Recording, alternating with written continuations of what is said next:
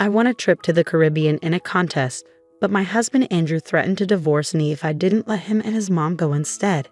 He used the trip as leverage to get his way. His mom seemed pleased with his plan. I couldn't let them get away with it. I'm determined to get back at them. My name's Lillian, and I'm 32 years old. I work a regular job and have a son named Andrew. I didn't really date much in college and didn't think much about romance until later.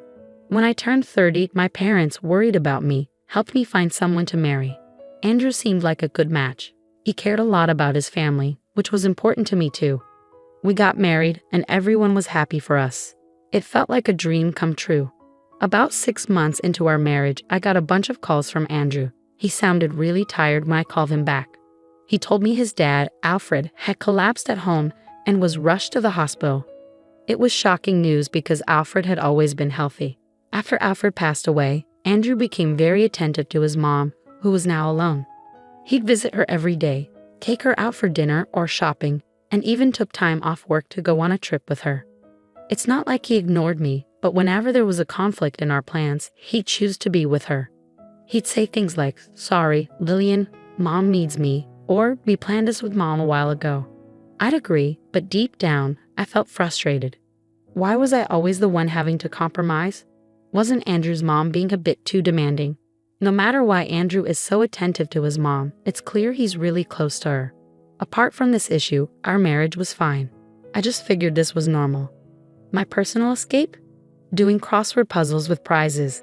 They were perfect for when Andrew was busy with his mom.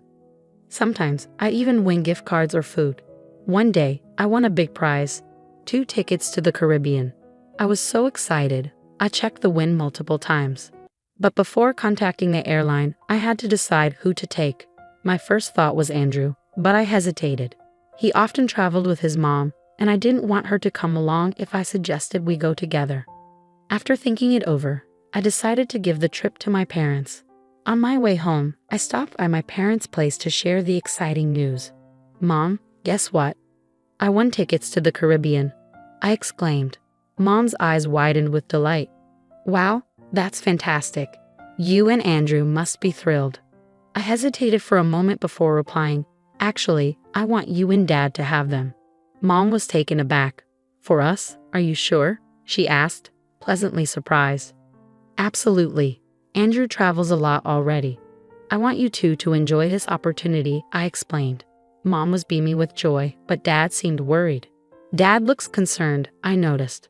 "Well, I have work, dear. It's a busy time of year for our company, so it's not ideal for me to be away," Dad explained. "That's too bad," I sighed. Then Dad had an idea.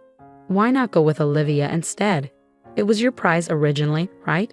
Go and have some quality time with her," he suggested. Mom eagerly agreed, saying, "That sounds wonderful." Feeling excited and grateful, I applied for leave the next day, which was quickly approved. I then contacted the airline to let them know my parents would be using the tickets. On my way home from work, I stopped by a bookstore and bought a guidebook for the Caribbean trip. It had been ages since Mom and I had traveled together, and I was genuinely thrilled. But when I got home, something unexpected awaited me. "I'm home," I announced as I walked in, surprised to see the lights on. I assumed Andrew was there, but instead of his shoes, I spotted a familiar pair of women's shoes at the entrance. As I wondered, Matilda emerged from the living room. "Lillian, do you know what time it is?" she scolded. "Oh, Matilda, I didn't realize you were here," I replied. "It's not just about me being here. It's late and Andrew will be back soon," she continued. "I'm sorry, I'll make dinner right away," I apologized. But Matilda didn't stop there. She criticized me for not making the bed and questioned if I took my role as a daughter-in-law seriously. Matilda sighed, blaming my working for the situation. According to her, I should prioritize home over work. She had a key to our place and often dropped by unexpectedly since she lived nearby. Matilda held old-fashioned beliefs about a daughter-in-law's role, expecting me to serve Andrew and the family without question. Her constant criticism made it hard for me to warm up to her. As I unpacked and began making dinner, Matilda suddenly exclaimed, "Wait, what's this, Lillian? Are you planning a trip to the Caribbean?" She had found the guidebook I had just bought. "Matilda, why are you going through my stuff?" I asked, annoyed. "That's not the point. Why are you going to the Caribbean?" she demanded. I won a trip in a contest. I was going to give it to Mom, I explained. I haven't heard anything about this. Why should I? Matilda snapped back. Our argument was interrupted by Andrew's arrival. Matilda quickly told him what she found, pointing at me accusingly. Andrew, listen. Lillian's being thoughtless. Did she do something wrong? She asked. Andrew turned to me, his expression stern. What's going on? He demanded. I won the trip and wanted to give it to my parents. But since Dad can't go, you're going with Mom. I replied calmly. Why didn't you talk to me about this? It's my prize, Andrew said, looking frustrated. What's the big deal? You always travel with Matilda, I retorted. It's not the same. Mom and I only go on trips within the country. We haven't been abroad in years. How could you decide this without talking to me? Andrew slammed his hand on the table, cutting me off. You're getting too bold for a daughter-in-law. Mom and I are going. You stay home. Mommy, I couldn't hide my disdain at Andrew's childish word choice. Wait a minute. This trip, you've had enough. If you're not happy, let's talk about divorce. Divorce? I couldn't believe what I was hearing. Threatening divorce over something like this seemed absurd to me. Fuming, I shot back. I won this trip fair and square. I've already decided to give it to my own mom. Can't you just pick up on the signals for once? Mom wants to go. When does it end with putting Matilda first? You never think about how I feel. I don't care how you feel.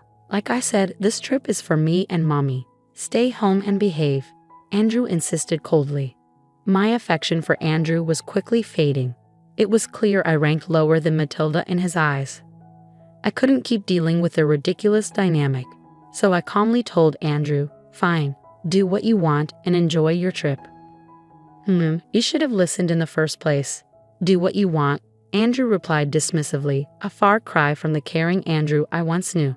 Meanwhile, Matilda looked smug and victorious. I decided to leave the house while they were away on their trip. I resolved to let Andrew and Matilda have their vacation this time. The next day, I called the airline to change the names on the tickets to Andrew and his mom. But the operator sounded worried as they told me, I'm sorry, but once the participants are confirmed, we can't change them. Is that so? I asked, feeling disappointed. Yes. Plus, this ticket requires the actual winner to be one of the travelers. So if it's your husband and mother-in-law, the ticket won't work, the operator explained. So if I don't go, the ticket is useless, I clarified. Exactly. Please check the documents we sent you. They mentioned this condition, they advised. After reviewing the documents, I found out that only the winner could use the ticket, and it couldn't be transferred. I explained this to the operator and decided not to go on the trip without telling Andrew and Matilda. Instead, I made plans to let them travel at their own expense. That evening, when I got back from work, I casually brought up the Caribbean trip to Andrew. Hey, about the trip? I started. Yeah? Did you talk to the airline? Are Mommy and I all set to go? Andrew asked eagerly. I did call them. Here are the winning documents and the tickets. I only need the tickets. I won't bother reading the documents, I replied. But there might be important details in there, especially since it's an international trip, Andrew suggested. I don't think I need to. Mommy and I have got it covered. We're efficient, unlike you, I retorted.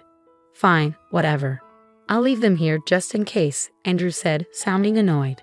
As I expected, Andrew didn't bother to read the documents. On the day of the trip, after making sure Andrew had left, I packed my bags and went to my parents' house. While unpacking, as I anticipated, I got a call from Andrew. As soon as I picked up, he started shouting. Hey, what's going on? They're saying the ticket can't be used, he exclaimed. That's right. If the winner doesn't go, the ticket is invalid, I explained calmly. What? Why didn't you tell me this earlier? Andrew demanded. I did tell you, remember? I mentioned it might be a good idea to read the instructions, I reminded him. You mean it was written in those documents you gave me? Andrew asked, sounding frustrated. Exactly. It's your fault for not reading. This is ridiculous. So how are we supposed to get to the Caribbean? Andrew asked, his tone getting more agitated. Well, the operator did mention that if the winner doesn't go, you'd have to pay the full price. I replied matter-of-factly. Clearly caught off guard by the situation, Andrew sounded frantic. I could hear Matilda's voice in the background, indicating they were both in distress. Andrew, what did Lillian say? Matilda demanded. Mommy, if Lillian doesn't have to pay for the trip. Andrew started to explain before handing the phone to Matilda. Let me talk to her. I can't deal with this anymore, she demanded. I decided to let them sort it out themselves and hung up silently. It didn't take long before Andrew called back. Hello, I answered, expecting more drama. What is it now? I'm busy, I said coldly. It's not. What is it? Andrew sounded flustered.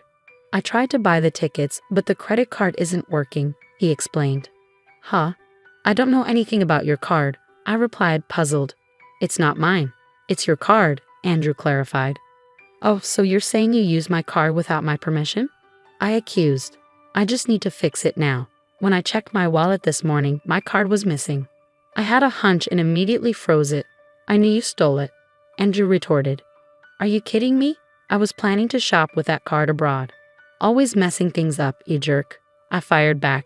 You freaking witch. Andrew snapped. He showed no remorse for taking the trip or for using my card without permission. This guy always put himself first. Fed up with his behavior, I coldly told him off. A jerk? Who were you calling that after mocking others all the time? You should just go to hell, I exclaimed. What? Who are you talking to like that? Andrew asked, sounding offended. Who do you think?